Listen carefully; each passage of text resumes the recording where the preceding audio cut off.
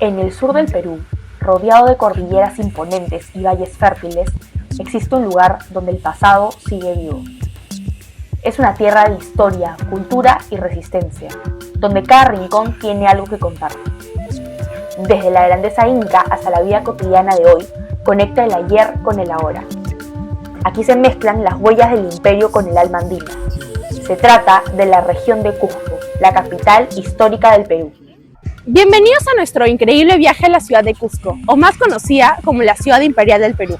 Yo, Valentina Sokolic, con mi compañero Antonello Berti, les documentaremos todo sobre ese viaje, sobre su rica cultura y sus hermosos paisajes. Antonio Raimondi describió Cusco como la ciudad más interesante del Perú. Admiró sus calles de piedra, sus muros incas perfectamente assemblados y el contraste con la arquitectura colonial.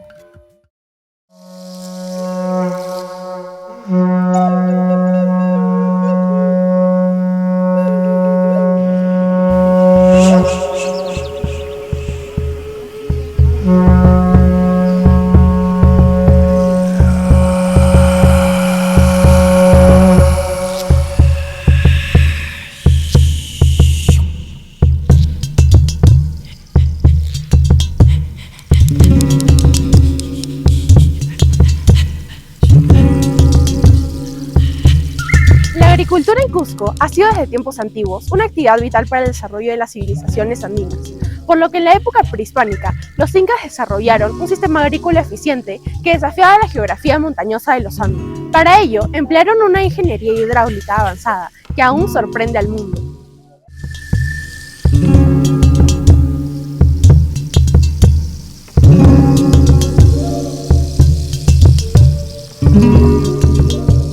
Ollantaytambo, ubicado en el Valle Sagrado de los Incas, en la provincia de Urubamba, a unos 2.792 metros sobre el nivel del mar, fue un centro administrativo, militar, agrícola y religioso, construido sobre estructuras más antiguas y uno de los complejos arqueológicos más impresionantes del Tahuantinsuyo. En Ollantaytambo se construyeron andenes o terrazas agrícolas con canales de riego que distribuían el agua proveniente de ríos o manantiales a lo largo de las plataformas de cultivo, permitiendo el uso eficiente del recurso hídrico en zonas de difícil acceso.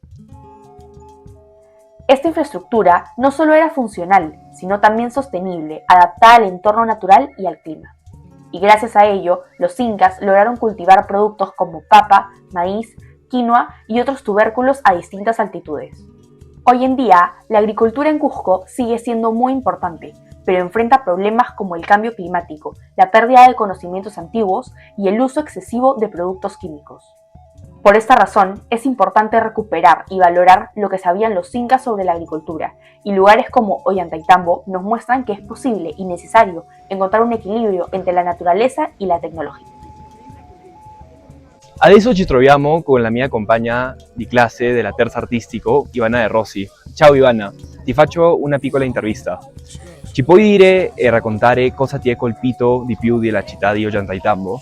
Quello che più mi ha colpito nella mia permanenza a Ollantaytambo è stata l'incredibile conservazione della cultura inca, i bellissimi paesaggi, camminare tra le strade di pietra e vedere i canali d'acqua ancora funzionanti. È incredibile come il passato e il presente convivono così naturalmente.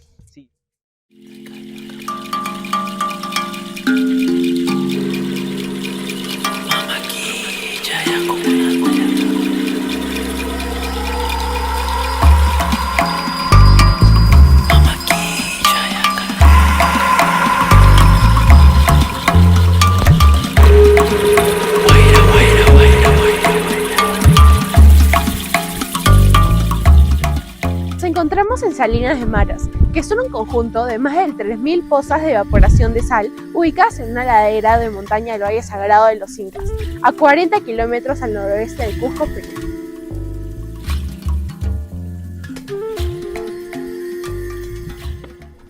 Estas están situadas a más de 3.000 metros de altitud y son alimentadas por un manantial natural con alto contenido salino. Este sistema milenario, en uso desde tiempos preincaicos, permite la recolección artesanal de sal hasta el día de hoy. Las Salinas de Maras tienen su origen en la época preincaica. Antiguamente, ya antes del Imperio Inca, las comunidades locales conocían y aprovechaban el manantial salino que brota de la montaña de Maras. Durante el Tahuantinsuyo, los incas integraron estas salinas a su red económica, distribuyendo la sal como un bien valioso en todo el imperio. Con el tiempo, su manejo pasó de generación en generación, manteniéndose como una actividad comunal. Actualmente, las salinas de Maras no solo conservan ese legado ancestral, sino que representan un fuerte sustento económico, identidad cultural y un testimonio vivo de la tecnología hidráulica andina. Hi, I'm here with, Daniel. and we're gonna do a very quick interview. The question is, what was the first thing you felt when you saw this landscape? Well, it's very beautiful. Obviously, there's a lot of the white and the brown and the colors, but I think the important thing is knowing that the community.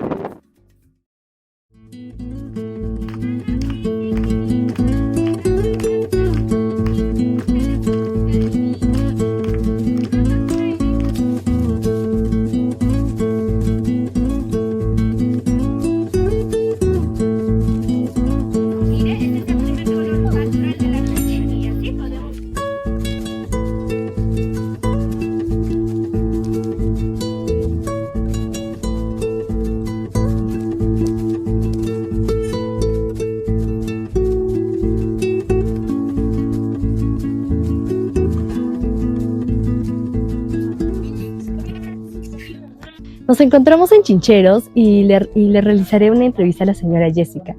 Ayiyanchi, Mainayan Kashanki, Allillami ñañay kashani. Hatun Kusikuni, Imaraikuta Runasimita Rimaspa, Anchata Kusikunki, No caigo kusisca caigo desde Tatar Aveliguanda desde los Inca Kunamanta Pacha Rimaico Quechuata. Ajá, ya paico Quechuata Rimaico desde nuestros Aveliguanda Manta Pacha Tatar Aveliguanda Manta Pacha.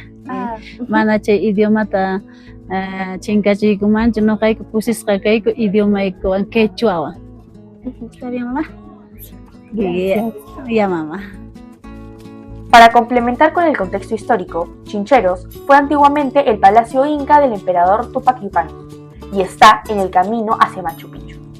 Sin embargo, durante la época colonial, los españoles construyeron una iglesia católica sobre la estructura principal del palacio.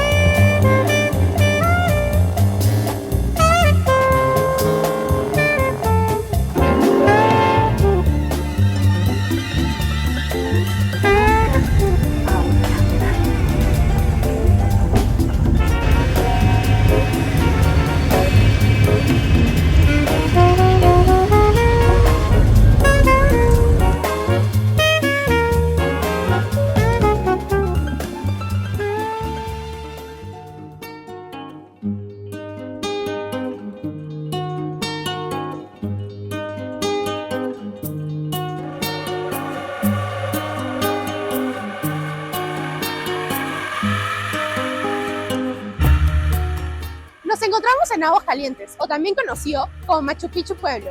Este es un pequeño rinconcito situado en la selva alta de Cusco y que cruza el río Urubamba.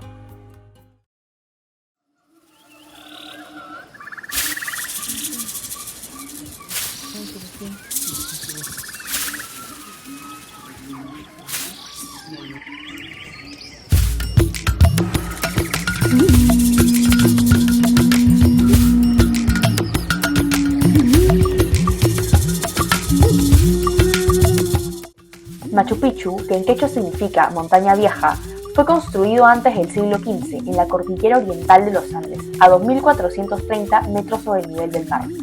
Cumplía funciones administrativas, agrícolas y religiosas. Sus terrazas demostraban control territorial y técnicas adaptadas al terreno, mientras que los almacenes y la red vial conectada al Capacñán facilitaban la distribución de productos. También fue un centro ceremonial con el Templo del Sol, alineado a los solsticios y al Intihuatana, un observatorio solar con valor ritual. Nos encontramos en Machu Picchu con la guía María y le vamos a hacer una pequeña pregunta. Señora María, ¿nos podría decir cómo Machu Picchu ayuda a valorizar la cultura inca? En Machu Picchu estamos viendo prácticamente un 70-80% de esa arquitectura inca original, como los incas hicieron tremenda obra entre estas montañas, ¿no? Porque para los incas cada montaña que observamos fue muy importante. Entonces, acá nosotros podemos valorar mucho mejor el trabajo que hicieron los incas. Por ahí que la Sociedad Americana de Ingenieros dice que la mejor ingeniería hidráulica, planificación urbana, ingeniería civil, geotécnica está en Machu Picchu.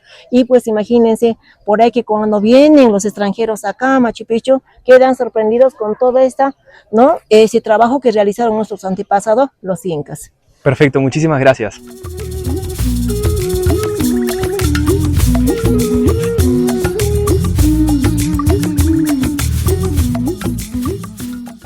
En base a las construcciones de las piedras podemos diferenciar las clases sociales de los incas.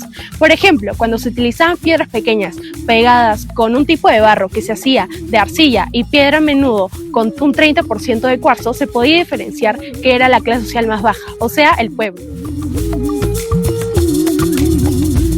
A diferencia de la otra construcción, podemos ver que ahora las rocas son mucho más grandes y lisas. Se puede notar la falta de barro, ya que las piedras están perfectamente colocadas. Estas piedras representan a la clase mayor social. Nuestro gran destino turístico, asimismo una de las 7 maravillas del mundo, Machu Picchu, difundido en 1911 por Hiram Bingham. Este refleja los pilares fundamentales del Tahuantinsuyo: la administración eficiente, la religiosidad, el poder político centralizado y un alto desarrollo arquitectónico e ingenieril. Adesso siamo con il professore Valli e ci racconterà un po' su cosa gli è sembrato Machu Picchu. Prof, ci puoi dire che cosa ti è piaciuto di più di Machu Picchu? Sì, è la mia seconda volta a Machu Picchu, in realtà è sempre molto impressionante. La cosa che mi piace di più è l'unione della bellezza della natura con le costruzioni dell'uomo. Penso che sia una cosa che sempre mi affascina tantissimo, è incredibile. Perfetto, grazie.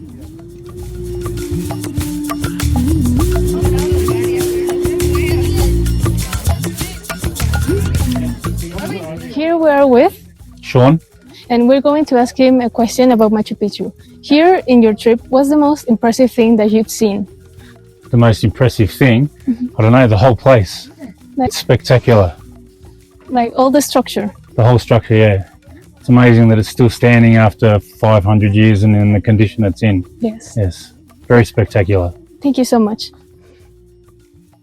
Además de su riqueza natural e histórica, Machu Picchu impulsa fuertemente la economía local. Se sabe que la situación económica actual de la región del Cusco creció solo en un 0.8%, afectado por la caída en minería, construcción y agricultura. Bueno, ahora nos encontramos en la biblioteca del colegio y tenemos el placer de entrevistar a la maestra Carmen Rivas. Es un placer, maestra. Gracias. Bueno, ahora nos encontramos justamente en la biblioteca que ella misma ha diseñado. De hecho, la maestra Carmen Rivas también es docente en la Universidad de Lima y ha tenido un diploma sobre el urbanismo y también ha hecho estudios en Venecia y en Barcelona. Y hemos obtenido esta entrevista, que es un honor, y le vamos a hacer la siguiente pregunta. Maestra Carmen Rivas, bienvenida. Queríamos preguntarle si nos podría explicar un poco sobre las construcciones incaicas en los altiplanos andinos y cómo los incas lograban hacer estas construcciones masivas y tan perfectas. Okay, gracias por la invitación, por la descripción del CV. En cuanto a las construcciones prehispánicas, una virtud que tenían los prehispánicos es que se acomodaban mucho a la topografía. Mandaba mucho la naturaleza, estudiaban mucho el suelo, por dónde venía el agua, el tema de los vientos, el sol. Entonces eso permitía que ellos, al acomodarse a la naturaleza, el proyecto de cierta manera se mimetizaba a la topografía y se mimetizaba a las condiciones del lugar. Eso como primera premisa que usaban mucho. Luego, el tema de la construcción en sí, son antisísmicas porque ellos tallaban la piedra y encajaban la piedra una con otra, de tal manera que se hacía una especie de machimbrado, se hacía una especie de fusión entre las piezas y todo era como una cultura muy refinada, ¿no? Para lograr tan perfectos acabados. Sí, y sobre todo porque entendían la piedra también como parte del lugar. Entonces, al encajar la piedra una con otra de una manera más precisa, lograban que el elemento natural también se mimetice y se fusione con la misma topografía. Construían en base de sus apus, por así decirlo. También, claro, también construían mucho en relación a las direcciones y en relación a lo que veían y también al sol, ¿no? Permitían que la luz entre al espacio y hacían esta especie de homenaje hacia la luz y no tanto que sirva solamente para iluminar, sino tenían toda una filosofía, ¿no? Perfecto, muchísimas gracias por concedernos esta entrevista. Gracias, Un gusto. gracias chicos.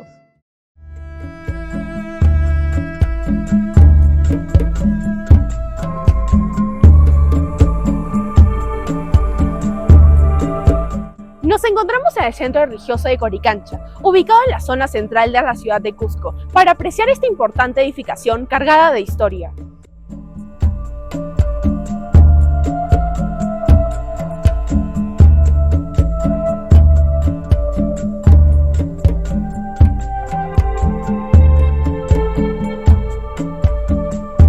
El Coricancha, cuyo nombre significa recinto de oro, fue el templo más importante del Imperio Inca y estuvo dedicado al culto del sol.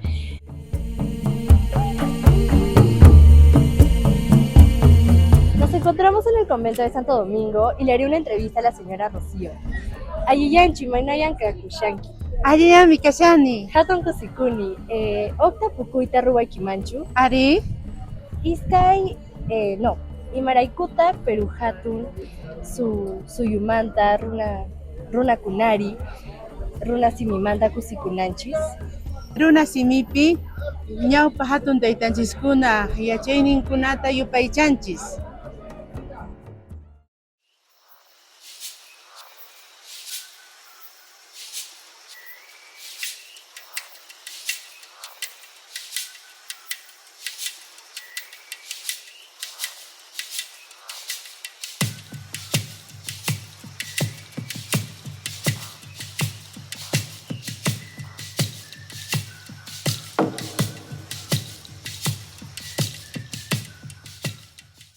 Sacsayhuamán, halcón satisfecho, en quechua, es una de las construcciones más importantes del mundo andino y símbolo de poder inca, ubicada a 2 kilómetros del norte de la ciudad de Cusco, a una altitud aproximadamente de 3.700 metros sobre el nivel del mar.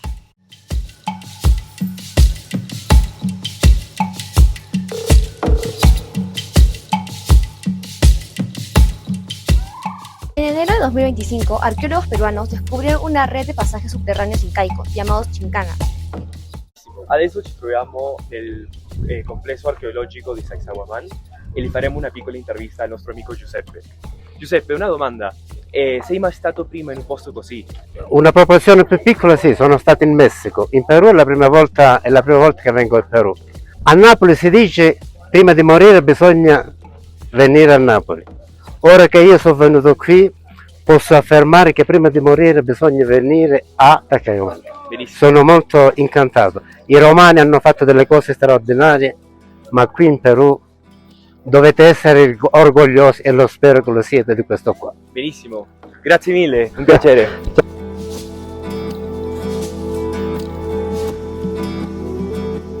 We're here in Sacsayhuamán and we're going to interview David. What's your first impression about Sacsayhuamán? Oh, it's amazing how big all the stones are, how they use intricate angles for stability, right? For earthquakes come, if you have all these T's in there, it'll hold a lot better. So I noticed that. It's my first time here. It's pretty amazing. Of course, also I have altitude sickness, so I'm walking very slow, drinking tons of liquids. Okay, thank you. Okay. Bueno, aprovechamos del momento ya que no pudimos visitar la Piedra de los 12 Ángulos y le haremos la siguiente pregunta al profesor Santa Cruz. ¿Por qué la ingeniería detrás de la Piedra de los 12 Ángulos sigue siendo ignorada por la ciencia moderna, pese a que desafía los estándares arquitectónicos actuales? Yo creo que hay un problema de difusión y de comprensión de lo que significa la arquitectura en el mundo andino. Y lo que los incas, a través de su arquitectura, han evidenciado, hoy día creo que poquito a poquito se está tratando de conocer, de estudiar, de analizar, comprender y valorar. Y la tarea que tenemos que realizar es la de difusión. Encontrarnos con la Piedra de los 12 Ángulos, encontrarnos en lugares como Sacsayhuamán y en cualquier espacio de arquitectura inca nos permitirá analizar cómo hay una relación del hombre con la naturaleza y esto implica la transformación del espacio en monumentos arquitectónicos como este.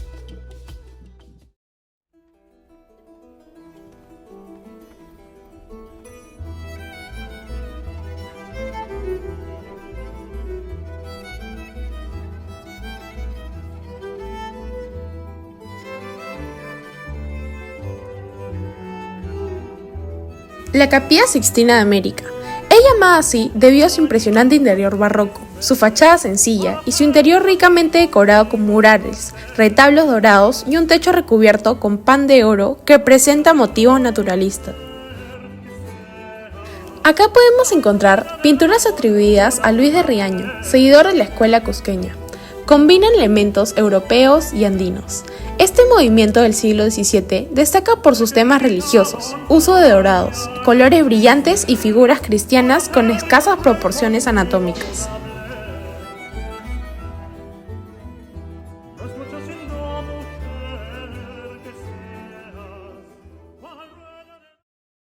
Buenas tardes, ahora nos encontramos con la doctora Diana Castillo.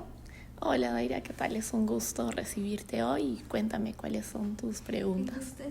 ¿Podrías explicarnos cómo se desarrolló la arquitectura colonial, la Capilla Sixtina de Andahuaylillas a lo largo de sus distintos periodos? Nos gustaría también entender cómo se manifiesta el estilo barroco andino dentro de estos templos.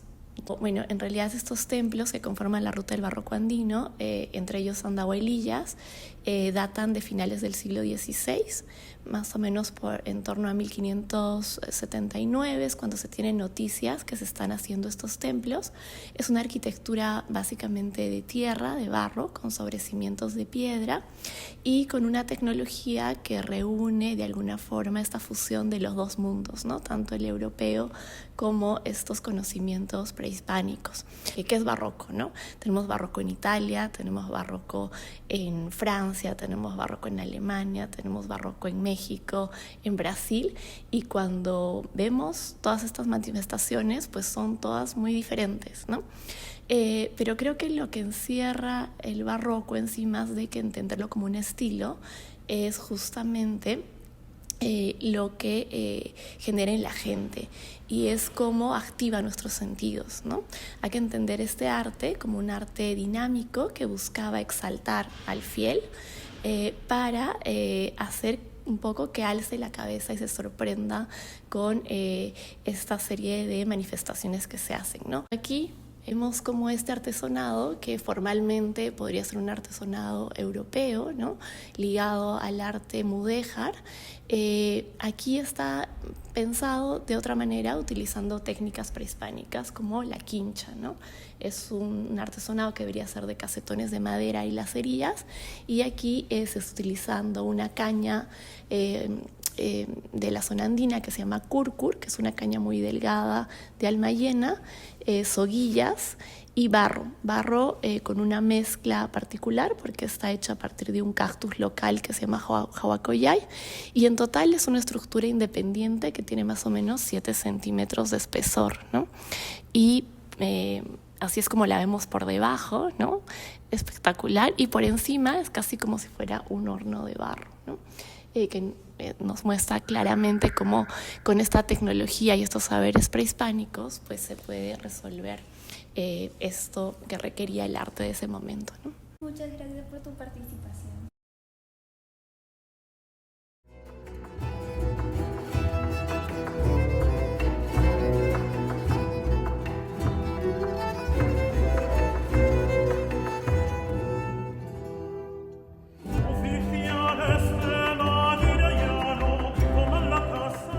La iglesia de Huaro, aunque menos conocida que la de Andahuaylillas, destaca por sus valiosas pinturas murales realizadas por Tadeo Escalante en el siglo XIX.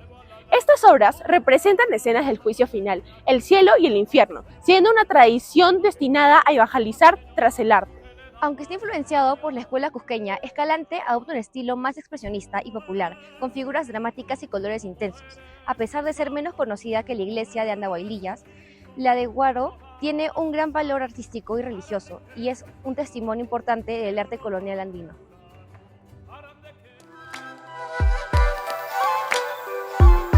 Nos dirigimos a Lamay, un distrito de la provincia de Calca, donde visitamos una pequeña escuela a pasar la mañana con los niños y entregarles diferentes útiles escolares para poder darles la oportunidad de aprender con todos los recursos necesarios.